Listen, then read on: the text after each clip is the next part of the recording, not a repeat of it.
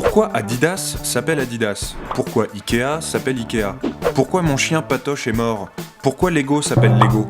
Si vous voulez la réponse à toutes ces questions, vous êtes tombé sur la bonne vidéo. Numéro 1, Adidas. Adolf Dassler ne savait pas trop comment appeler sa marque de pompe, alors il lui a donné son nom. Mais comme Adolf Das, ça ne marchait pas, il a pris son surnom Adi. Et maintenant son nom est sur les pieds de millions de personnes. La classe. Numéro 2, Ikea. Là encore, le fondateur de la marque de meubles suédoise a utilisé son nom. Sauf qu'en plus de ça, Ingvar Kamprad a rajouté les initiales de la ferme de ses parents et de son village natal, Elmatarid et Agunarid. Donc Ikea signifie Ingvar Kamprad Elmatarid Agunarid. Pas forcément l'anecdote facile à ressortir en soirée, surtout après quelques verres. Numéro 3, IBM. Le géant de l'informatique s'inscrit dans cette tradition des boîtes qui n'ont pas envie de trop se faire chier en choisissant leur nom. Les mecs ont opté pour un très sobre International Business Machines, qui n'est pas sans rappeler les tout aussi chiants Télévision Française 1 ou la chaîne Info. Numéro 4, Pepsi. À la base, ce soda était un médicament contre les symptômes de douleur ou de malaise épigastrique. En gros, on en buvait quand on avait mal au bide.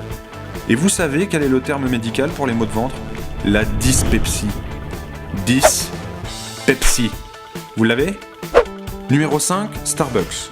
Pour réussir à vendre du jus de chaussette à plus de 4 balles, il ne faut pas être la moitié d'un con. Et ça tombe bien, les fondateurs de Starbucks étaient des érudits. Un prof d'anglais, un prof d'histoire et un écrivain. Le camp minier de Starbo, à proximité de Seattle, leur a rappelé le personnage de Starbuck dans Moby Dick de Melville. Après avoir bien ri de cette cocasse contiguïté, nos joyeux drilles déposent le nom. C'est quand même autre chose qu'IBM. Numéro 6, Nike. A priori, prendre le nom de la déesse grecque de la victoire, Nike, c'était une super idée. Mais pour le marché francophone, les mecs se sont vite rendus compte que dire « j'ai des chaussures Nike » ne serait pas très vendeur, et ils ont viré l'accent. Cette divinité a également inspiré le prénom Nicolas ou le nom de la ville de Nice, et ça on vous le donne gratos, ça fait plaisir. Numéro 7, Audi. Le fondateur de la marque a un joli nom, Auguste Horch, mais il l'a déjà utilisé pour monter une autre boîte. Du coup, il décide de traduire son patronyme en français, mais ça donne « écoute !» Et il trouve ça tout pourri. Alors il essaye en latin, et ça donne « Audi !» Et là il se dit « putain, c'est excellent, c'est gourmand, on garde !» Et ils ont gardé. Numéro 8, Canon. Eh les mecs, j'ai pensé à un super nom de boîte, Seiki Kogaku Kenkyujo. Ça veut dire laboratoire d'instruments de précision optique. Comme ça, c'est clair pour les consommateurs. Heureusement, les mecs ont vite compris que pour s'exporter, il allait falloir simplifier tout ça et ils ont opté pour Quanon, le premier appareil commercialisé par la marque et dont le nom dérive d'un sage bouddhiste. C'est un peu chiant. Numéro 9, Lego. En danois, leggot signifie « joue bien », ce qui colle parfaitement aux petites briques de couleur qui font mal aux pieds.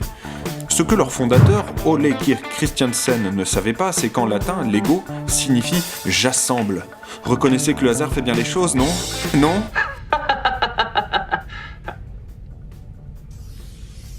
Numéro 10. Yahoo! Au départ, Yahoo s'appelait Le guide de Jerry pour le World Wide Web. Ce qui est nul à chier. Pour s'inscrire dans la nomenclature de l'université Stanford, le nom du projet devait commencer par un Y. Du coup, les mecs sont allés chercher le nom des humains dans le voyage de Gulliver de Jonathan Swift, et paf, ça a fait de l'internet. We're gonna take a ride on the internet, and today our destination is the World Wide Web. Bonus, Topito. Quel mystère se cache derrière le nom de cette multinationale? Est-ce que le nom du fondateur est Jean-Luc Topito? Est-ce que Topito signifie succès en vieux slave? Est-ce que l'idée de ce site est née à Topito dans l'Essonne? Nul ne le sait vraiment. Ah, et Patoche mon chien n'est même pas mort. Il est parti en vacances au pays des chiens. C'est papa qui l'a dit.